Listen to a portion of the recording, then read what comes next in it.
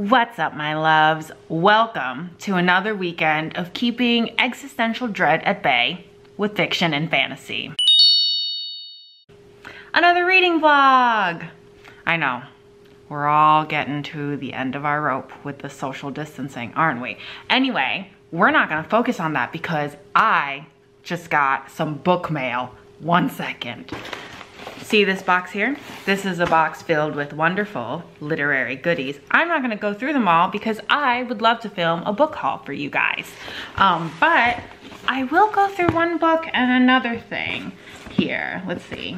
So, because my online shopping habit has sort of like hit its peak, I placed another order with my local bookstore, and they had half of my order on their shelves, so they went ahead and delivered that half. And because I placed a sizable order, they did end up giving me a free book. This is called Sword in the Stars. Now, what it sounds like, what it's supposed to be about, from what I've read of the synopsis, is that it's about a girl who's the reincarnation of King Arthur and has to go back in the past to find the Holy Grail. And it's supposed to be sort of like sassy and fantasy filled.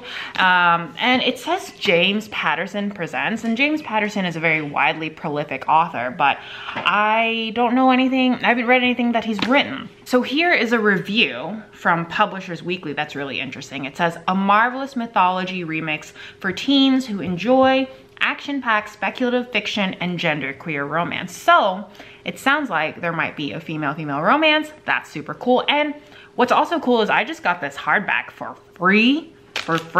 And then they also threw in this, like, I guess it's a bookmark. It looks like a choker, if I'm being honest. I don't understand. I don't know how to use this. Does anyone know how to use this? I don't know. I might put it around my neck if I'm being honest. But it's supposed to be a bookmark. I think it just basically goes over your book and over the page that you left off on. Anyway, guess what I've been doing? Let's go out here. So, because I wanted to talk to you for a quick second, I thought I'd change up the scenery so that we're not in my house. Of course, we're still at my house, but we're not in it. I have been barreling through Mistborn. Now, when I say barreling, you would assume that I have been enjoying it. Joke's on you and me, because I have not. It's been okay, if I'm being honest. It's been sort of a slog, and I hate to be that way because I was such a fan of Skyward, but I don't know, this novel by Brandon Sanderson hasn't really been hitting a good chord with me. It's just been a bit info dumpy and heavy on the world building. So to give you perspective, there is 640 something pages in this book, and around 480, maybe page 500 is when I feel like it really starts to pick up. A lot of the book is talking about the action or the rebellion to come. Now, I should preface this. If you don't know what Mistborn is about, it is about a heist. It is about trying to overthrow this tyrannical rebellion, or this tyrannical rule, and a man named Kelsier pulls together a team, including our main character, Vin, a young girl, to sort of infiltrate the nobility and try and infiltrate the government structure in this empire so that they can finally overthrow the Lord Ruler, and that is the name of the tyrannical emperor. So I don't know what I'm missing. I'm not just jiving with it. I'm on the last 100 pages, and it really has finally gotten good, finally been the fantasy book that I've been wanting this whole time. I don't know, but I'll check in a second, because I should be finishing this tonight, and then I have a cool book to start the weekend off. Guys, I'm gonna read City of Bones by Cassandra Clare. I know, I'm super freaking late. I missed the whole like era where she was super intensely like famous and really hitting her stride. I mean, she's still really famous, but I guess I was into other books when she got really popular. So I'm gonna of see what all the hubbubaloo is about, and we'll have live reactions. I'm scared because there's so much hype and so much interest around her books, the Mortal Instruments, the Infernal Devices, whatever, all these like different books in this universe of Shadowhunters. I don't know really where to be at. So I'll come back to you with that later, and I'll see you in a sec. Oh, well, fuck. Someone just died.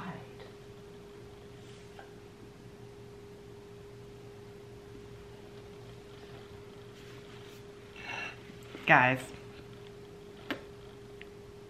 I am so close to the 600 page mark, and shit just like popped off. Like really, it just like out of nowhere, things started popping off, and someone just died, and I don't know how to feel about it. Was I attached to this character all along and I didn't even know? I must have been.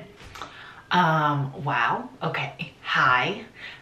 Yes, I am in my bathroom. Yes, that is my bathtub and shower behind me. I just finished Mistborn.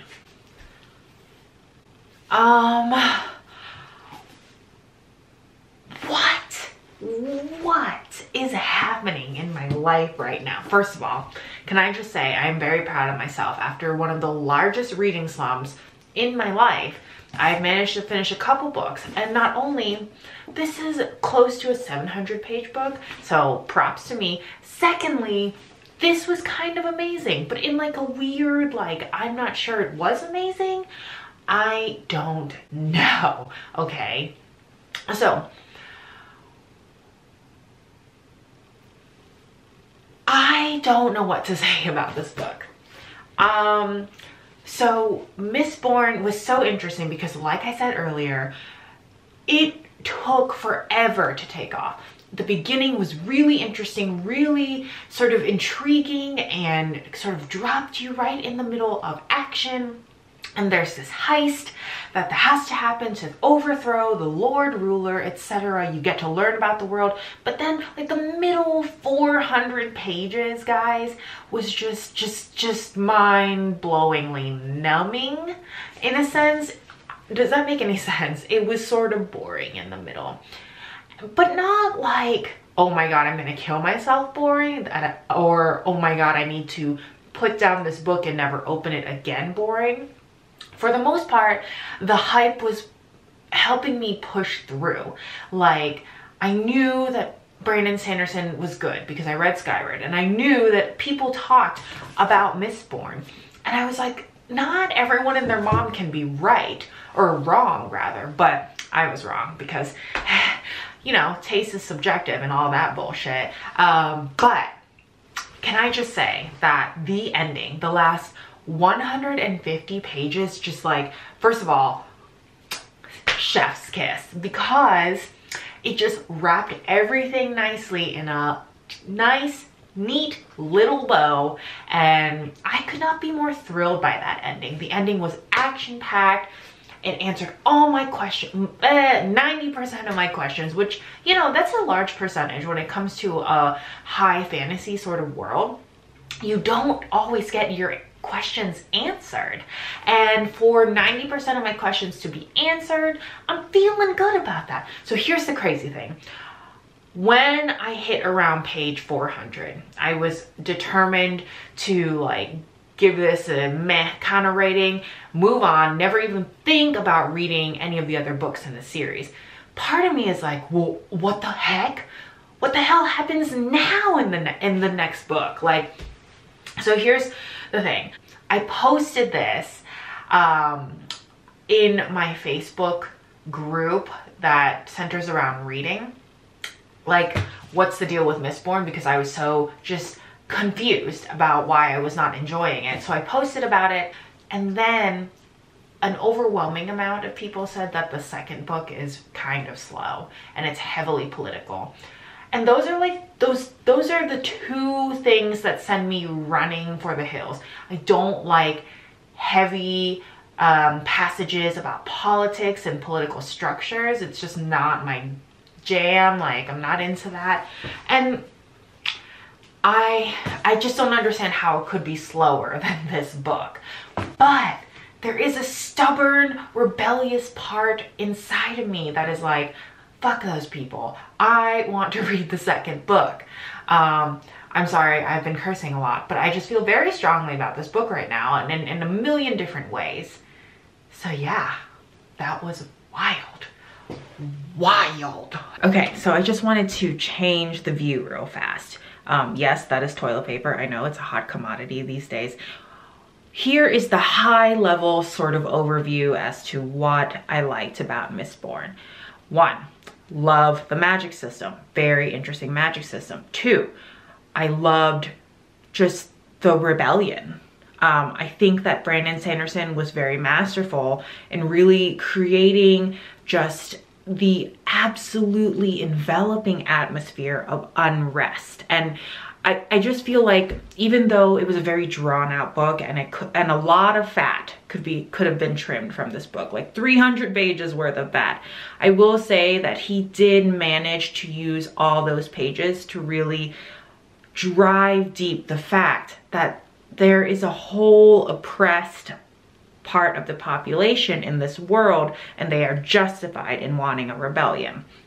And I think that was one of the things that really just kept me going. And then 3, I really loved just the thoroughness of the world building. I think I'm sure that's very important in high fantasy. And you know, and the reason I say I'm sure that it is because I'm such a character driven person that I'm still just beginning to sort of wet my toes in the high fantasy world. I've read a lot of YA fantasy, and a lot of that is high fantasy, but I would say that Brandon Sanderson's Mistborn is probably the highest fantasy I've read in a long time.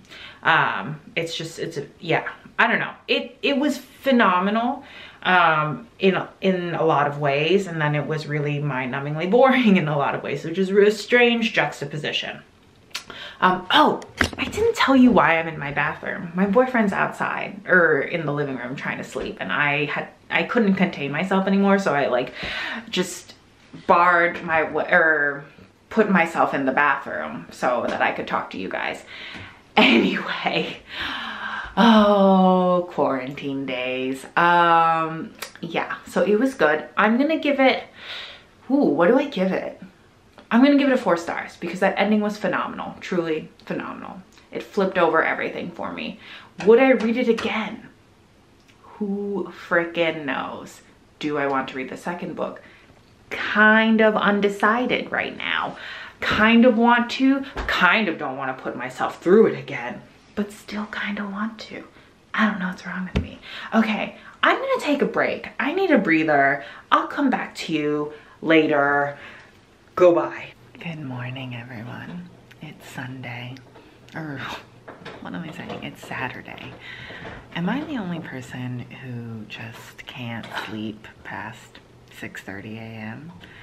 Also, with the social distancing and quarantining, I just barely know what day it is anymore.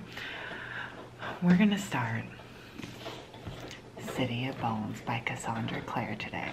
But first, I'm gonna make some tea. BRB.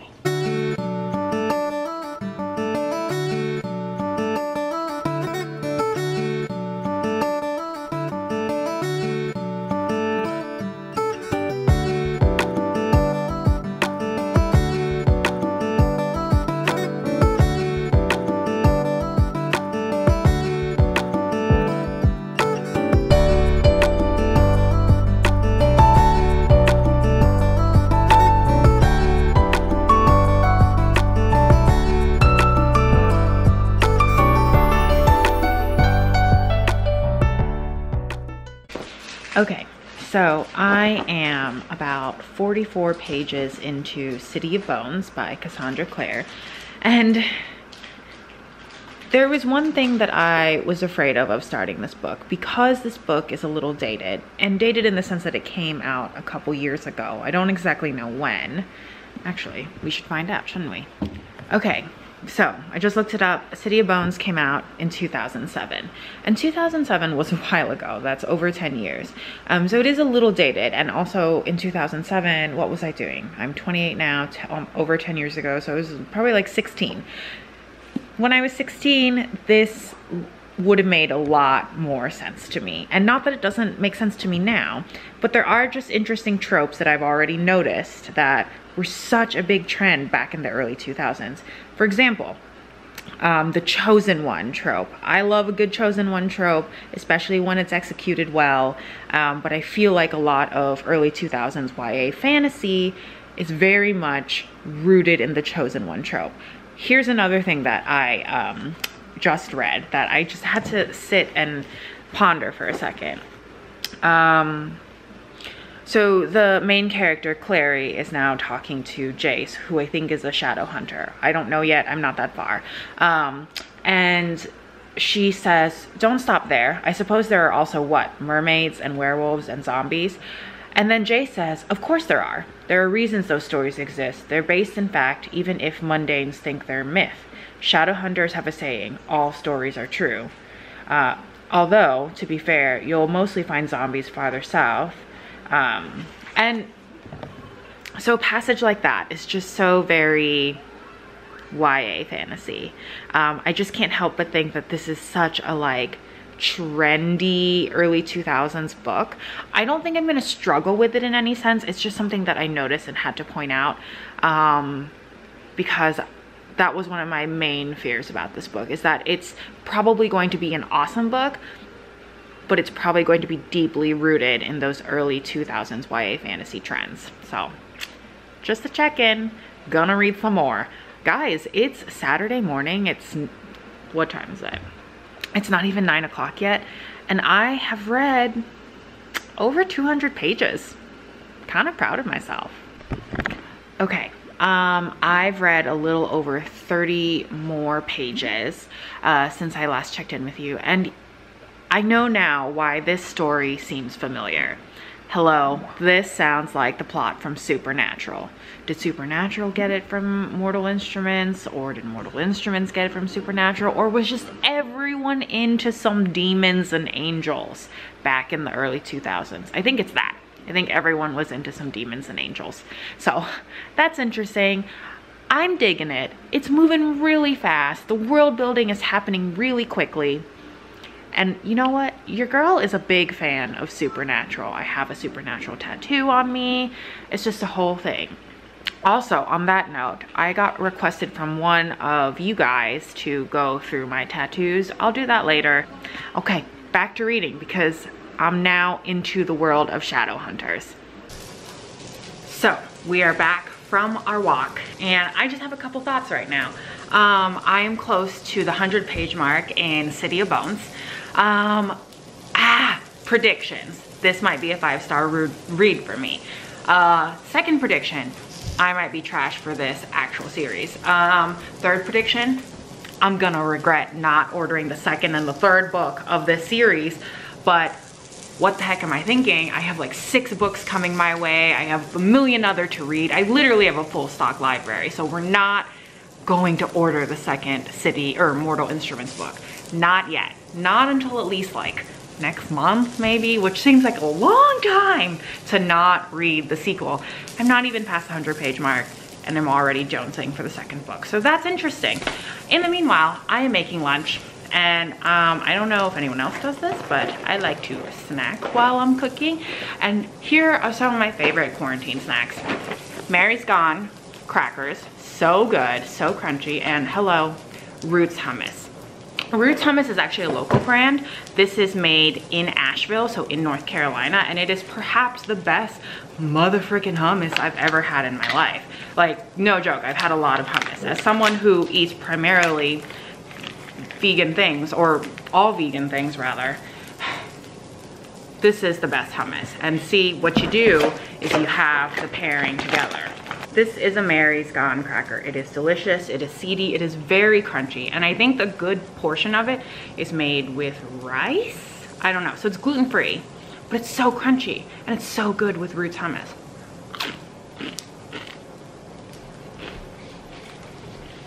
It's so good. I haven't had it in a while, mostly because if I have this brand of hummus in my house, I'm gonna eat it all. Especially with these crackers. Like this is a meal to me. Okay.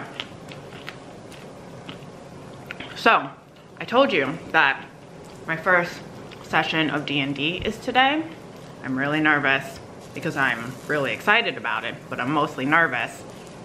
And I'll tell you about that more later once I've actually gone through it and my thoughts. My boyfriend has been playing for a while and he really likes it. And we all know your girl is a giant nerd, so we will see. I'm gonna go eat more of this and then eat my actual lunch, and I will see you in a little bit.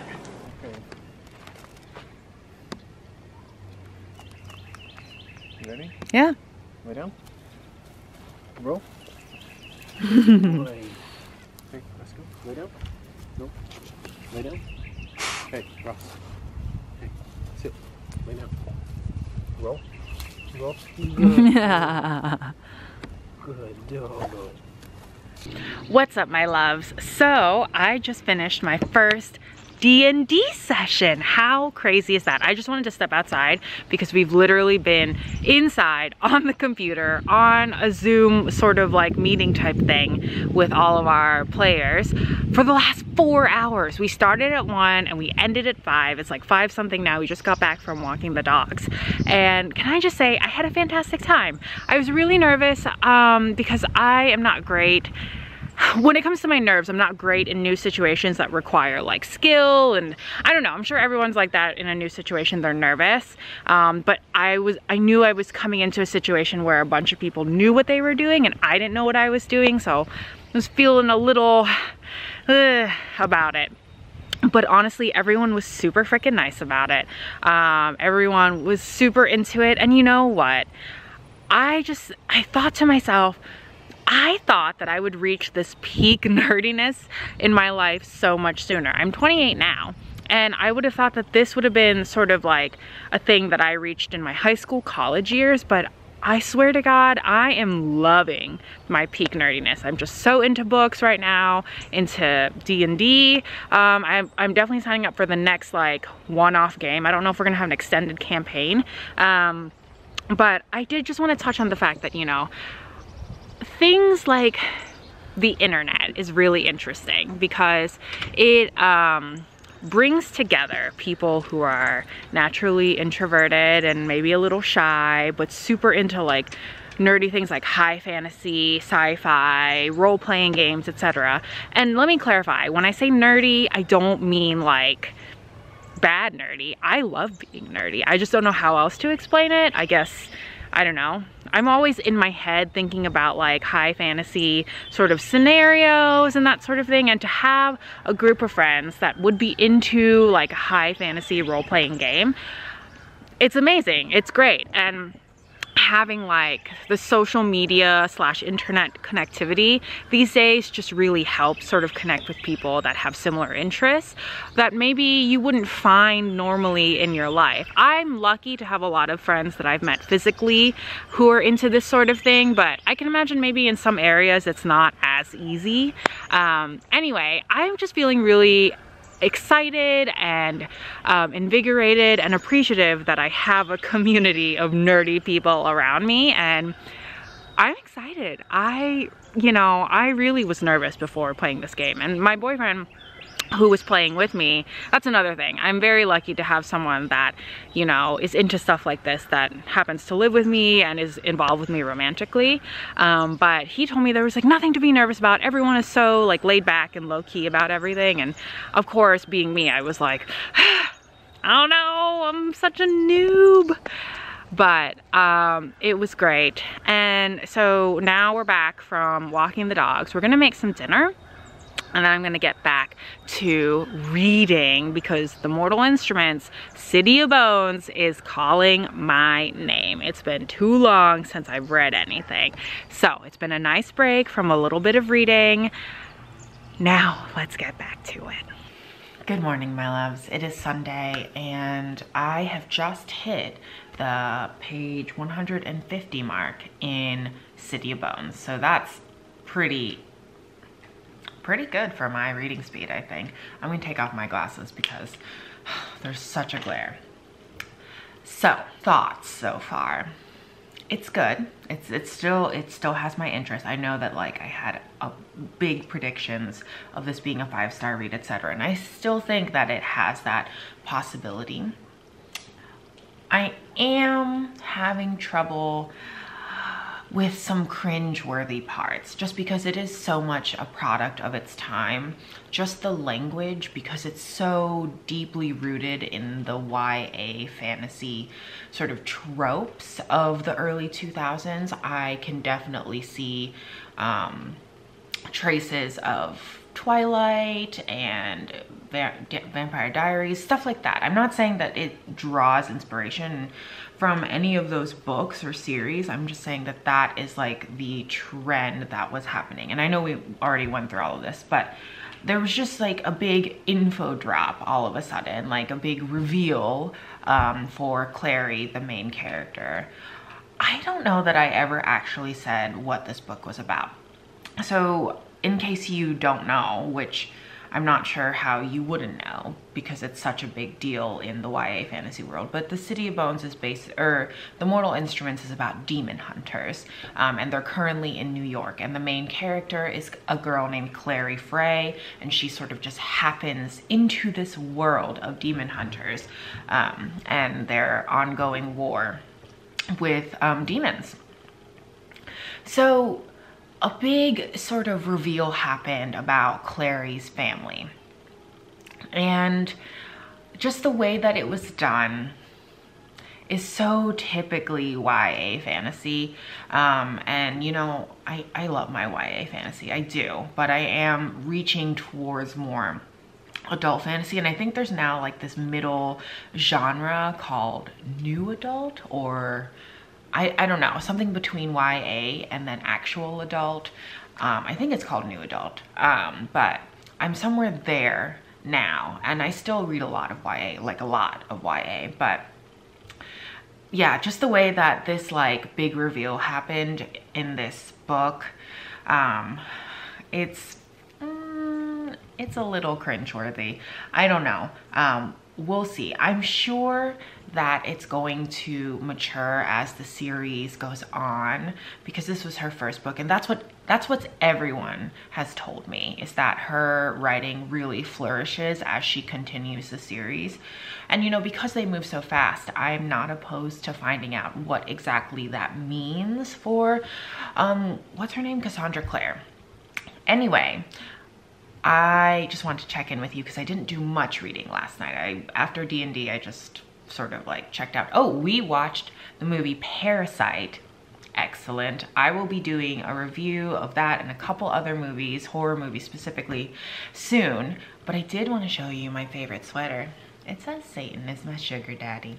I'm not a Satanist. I just enjoy the sweater and spooky things. Okay, I'm gonna read some more and I will come back to you in a little bit.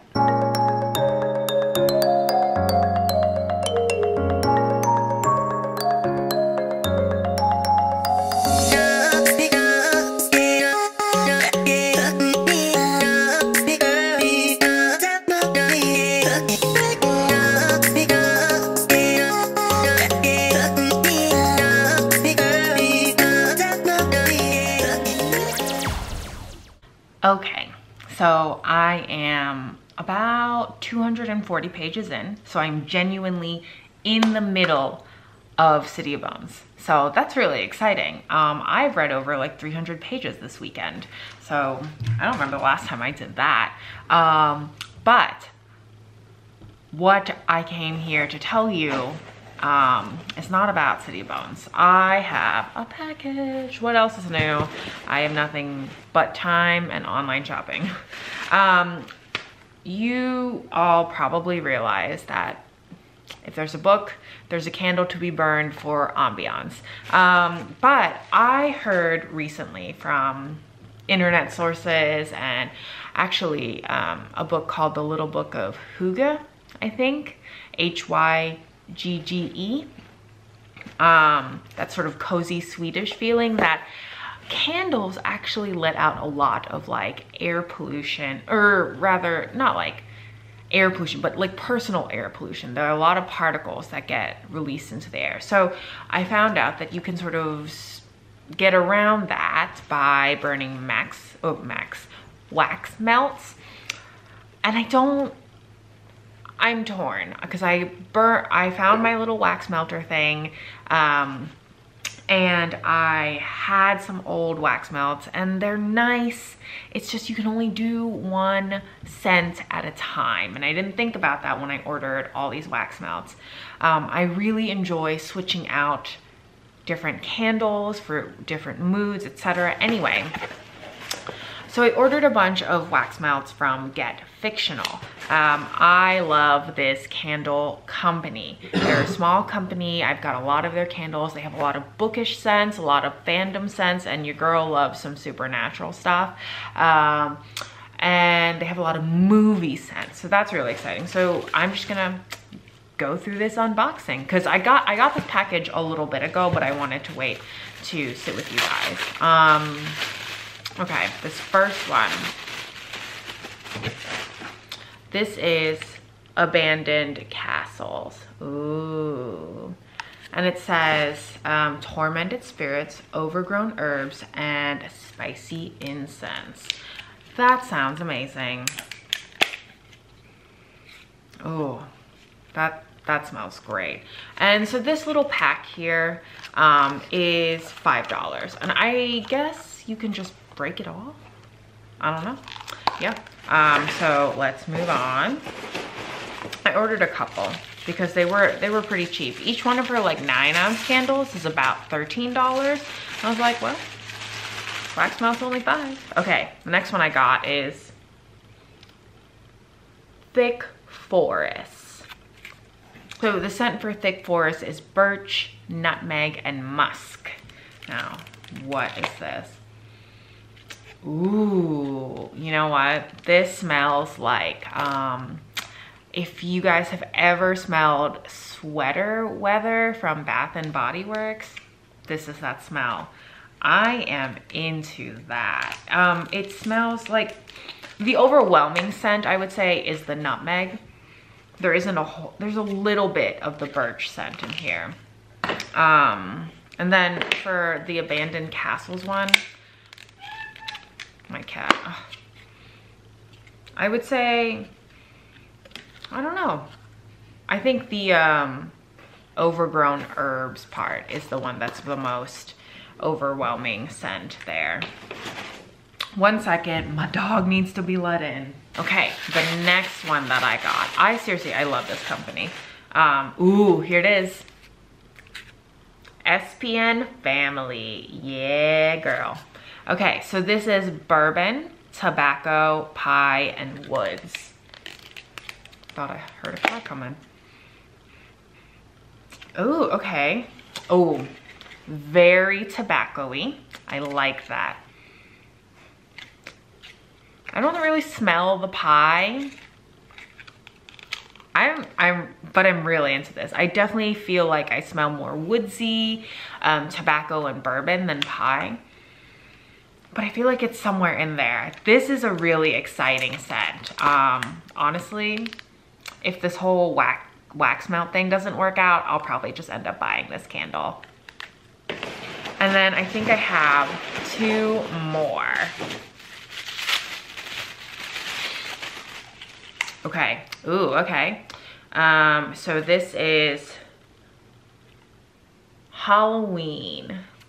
And this one is caramel almonds, spooky spices, and smoky amber.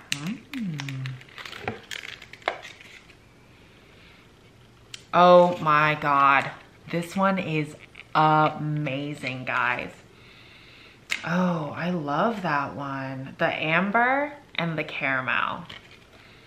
And there is a bit of smoke. This is an excellent scent. I really hope that this, so I ordered a wax melt that came in this little container from another company, and it smells good. It just doesn't permeate very well. And I'm hoping that because this is a tried and true company that I love, this will permeate better. This one is so good. Halloween, yes.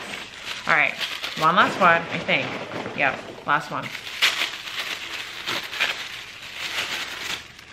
Ooh, okay. Pumpkin King. So this one is pumpkin, warm spices, and pine. And this was a free one. If you ordered like, I think $10, over $10, you got a free wax melt scent of your choice. So I picked this one. I think I've just had too many smells now. I would say that the pine is very prominent. I just shoved it in my face. Yeah, the pine is very prominent. I think there's a little hint of pumpkin, but I feel like the pine is more there, which I'm okay with, honestly, because I love pine scents. I do wish there's a bit more pumpkin.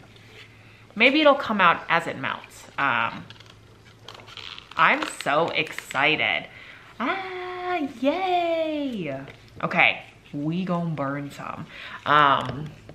So this is my little wax melt. It's already on, but I think I would love to burn the SPN family one first, but I kind of want to take some pictures, so we'll see about, we'll hold off on this one.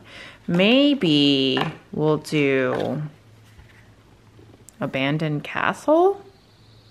Yeah, why not? Actually, just kidding. Let's do Pumpkin King because I'm the least stoked about this one. Maybe it'll surprise me. I want to take some Bookstagram pictures with all these. Look at all this wax still left on this. But yeah, we'll do this one.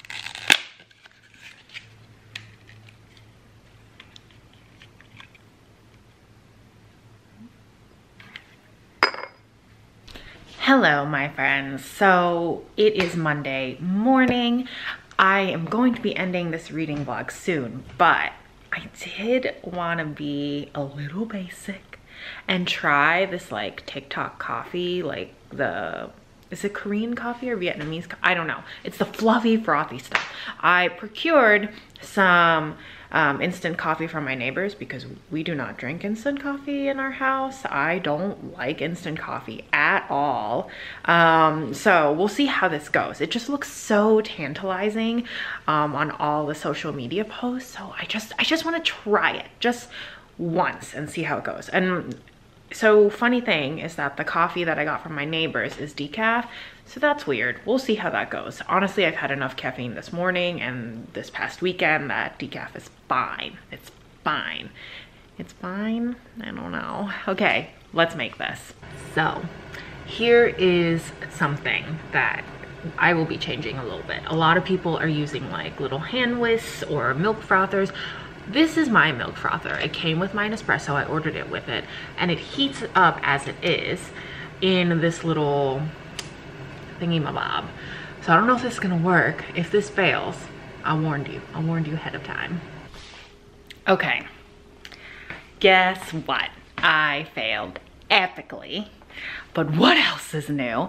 So my little Nespresso thing did not do right because it has a sensor, and once things are hot and frothy, you know, it's just, it turns off. So I might try again. We'll see. I did end up whisking it by hand and it looks ridiculous, but it also, I'm kind of impressed that it's still frothed up. Let me show you.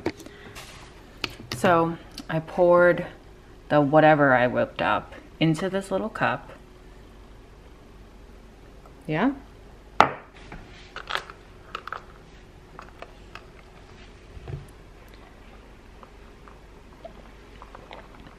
Okay, well, maybe I should mix it in a little bit because it tastes just like iced milk right now.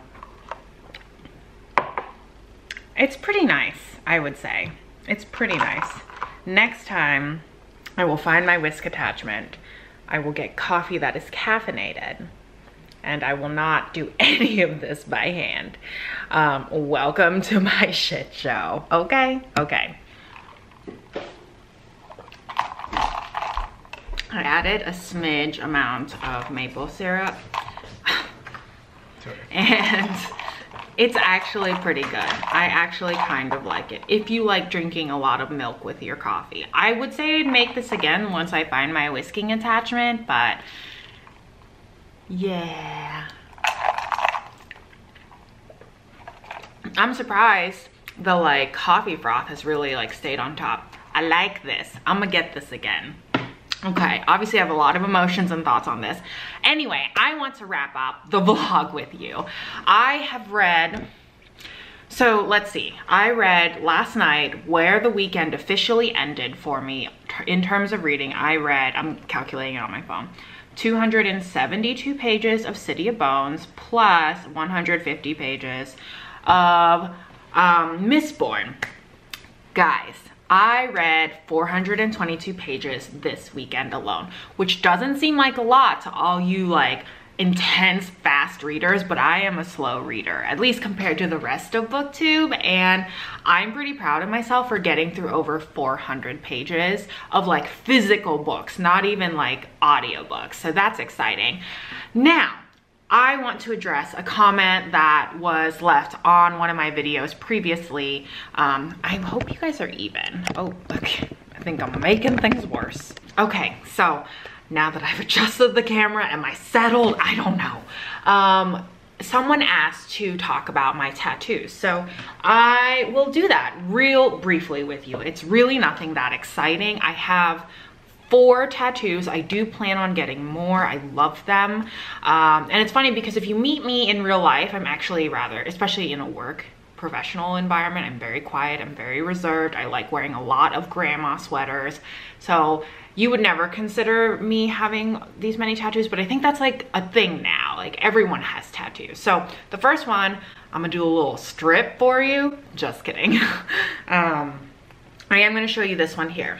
This one is a supernatural tattoo, and I can't remember which season it is. It is in one of the first 5 seasons. Sam and Dean both get this anti-demon possession charm on their chest, and it's above their heart. So I already have a giant tattoo here on my heart side of the body, so I wanted to even it out by putting it on my right side of the body. I love this tattoo. I got this on a whim. I thought about it, and then I went with my friends on a trip to Asheville for my one friend to get her first tattoo up there. And you know, we were waiting around and I was like, should I get it? Should I not? And then I just went ahead and got it. I will say that most of my tattoos are honestly like gotten on a whim. Like either I just decided I would get this tattoo, like my anti-demon possession charm tattoo, or I thought of the tattoo like in an afternoon and then I was like, fuck it, I'm getting it. So my next tattoo that I'll show you is the first tattoo I got, which is this kitchen knife here. I at one point tried to start up a food blog. I've always been very obsessed with cooking and food. My father is a fantastic cook and chef, and he's been cooking professionally for a very long time. And he just passed down a love of like just culinary arts to me. We watched a lot of food shows together. If you hear pounding, my boyfriend's out doing manly house things. But yeah, I've always been obsessed with cooking, and I thought this was just a really badass first tattoo. And funny story, going in with you can come in, it's fun. It's being so weird. Going in with the fact that a lot of my tattoos are sort of impulsive, my first tattoo is supposed to be this giant, sprawling, like artistic expression of my soul type of tattoo on my back. And then I got really overwhelmed. A lot of people were giving me their input, their thoughts on my tattoo. And I ended up going for my appointment and I was like, listen, can I just get this chef's knife? And it took like 20 minutes, 30 minutes tops. It did hurt a little bit because the handle here is in a really sensitive spot. Yeah. It was a good experience because I went by myself and I really felt like a badass after that. This other tattoo on my arm, if you can see, it is a ghost tattoo. It's not, I love it, but I will say that the artist, he was a bit newer to the tattooing profession and he went a little heavy-handed, so there is a bit of scar tissue that I don't care for. You probably can't even tell, but I still love it. I think it's really fun. It's a little ghost holding a candy corn with a witch hat because I am a big Halloween fanatic. I just love Halloween. I love all spooky things. Yeah. And then my last tattoo that I got, this was also sort of impulsive, in the sense that I was like, I want a sleeve, like a half sleeve tattoo. And I was like, okay, what should I get? And then I took an afternoon just like searching things out, looking at what I might want, and I decided to get this tattoo. So, ooh, hang on. So I got this, and this is, gosh, can you guys see this? This is my tattoo of the goddess Hela, or Hel, and she is a Norse goddess of the dead. Not of death, but of the dead, of the realm of the dead. So if you, in Norse mythology, if you do not die in a glorious battle or doing something heroic, you do not go to Valhalla, the hall of the gods. The only way you get there is if you die in a blazing fury of heroicism. But if you're like everyone else, you go to Hela, or go to Hell. And so you can, let me see if I can get this. You can, oh, dropped my book. If you can tell, half of her face is, gosh, let me see. Yeah, half of her face is a skeleton. And then as you go down, she's awesome, look at her. She has Fenrir, her wolf companion, and he is just, you know, someone that hangs out in Hela with her. This tattoo took about 4 hours of sitting, and I did it all in one go. I had a friend come along with me. She ended up meeting me there just so she could talk me through it. Honestly, it was a very interesting experience. My tattoo artist is fantastic, and you know, the detail is exquisite, fan-frickin-tastic. And he was very good about having a light touch. He went in with the needle just as far as he needed to, so it healed very quickly with very little scabbing. So, you know, out of all of like this like line work and shade work, like nothing really, you know, got peeled off, as opposed to this where he went in pretty deeply. You can see some scar tissue because the scabbing was pretty intense up here, and so it kind of like peeled off a little bit. I could get a touch up, and I probably will, because I do like the tattoo. It's very sweet, but this is probably my pride and glory. And it was very expensive. It was close to $1,000, and probably with the detail, that's probably kind of cheap, honestly. But it is just a gorgeous tattoo. Now, for all of y'all who are thinking of getting something big like that, well, if you are, it probably isn't your first tattoo. But if it is, let me just tell you, your body reacts in very interesting ways, because you're technically wounding your body while you're getting a tattoo. And the most interesting experience is that I was sweating profusely during this, because I think my body was just filled with so much adrenaline. I was just getting, you know, needles going in and out of my body constantly to get this beautiful tattoo. And when he took a break to, like, you know, because he needed a breather, and so did I, it was worse when we came back. Now, when I say that, it wasn't, sorry, my cat jumped off the table. It wasn't a terrible amount of pain to begin with, but it was enough because it was so long. It was a little over 4 hours. It was painful enough. I would get more tattoos, but sitting for 4.5 hours was a lot, and it'll probably be a while before I have to do that again. I would do it though if I had a peace in mind that I really wanted. The pain doesn't really scare me. It's mind over matter, and I think that the art is just beautiful. Okay, so let's end this reading vlog, am I right? So I am on page 285 of this book. I've really blazed through it. As it stands right now, I'm giving it around 3.75 to 4 stars. I really like it. It's moving really quickly, and there are a lot of elements in the book that I usually would love. I would say my only issue with it is that it is very young. And I knew that going in. I don't have an issue with that. My rating can change towards the up very quickly. I'm just having, my biggest problem that I'm having having to settle with is that there are just so many magical creatures in here. There's lots of mention of fae, there's werewolves, there's vampires, there's all these things, and I just feel like it's a bit much. But I will say that had I read this first when I was like 16, I would have been into it. Right now, I find that it's kind of a little unfocused, it feels like. Maybe because it's the first book, it will feel less unfocused as I move through the series. If I move through the series, maybe all these magical creatures will really have a solid like reason as to why they're being mentioned so much right now. I'm a little over halfway through the book, and I just feel like that's my biggest complaint, is that there's a lot of creatures in here that I'm like, why? Because we're hunting demons, right? But you know, I do think Cassandra Clare does a good job of sort of intertwining why these creatures at least exist, how they all sort of have something to do with one another. There's definitely like a symbiotic relationship between all of them. Like, you know, demon hunters or shadow hunters are the product of these people having children with these people. You know, warlocks and vampires and werewolves are the product of these creatures having children with these creatures, and they all have something to do with each other. So that's interesting. It's interesting. I feel like I'm not necessarily super fond of Clary just yet, the main character.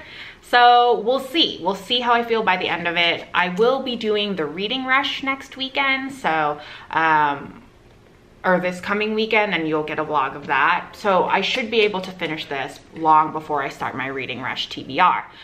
Anyway, right now, 3.75-ish stars. Yeah, solid rating of where I'm at.